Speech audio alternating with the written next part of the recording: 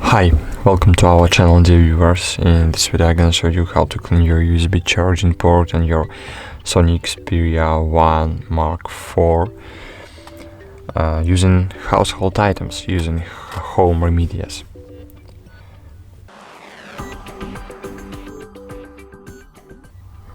So, firstly, you need to remember, never use metal objects to clean your connector, so as not to damage the moisture protection and the charging mechanism itself.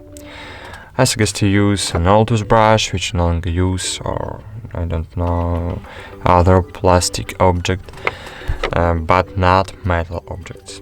Remember it. So, firstly, we need to take the cover off if you have, and as you can see, there is something in my charging port that's preventing the charging cable from going all the way into the connector, and now we are going to try to clear it. So take the brush in your hand and insert only one part of the brush into the connector,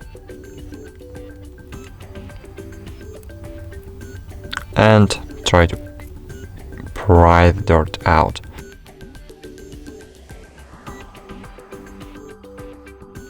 So that's it. Thanks for watching, like this video, subscribe to our channel, and bye. See you.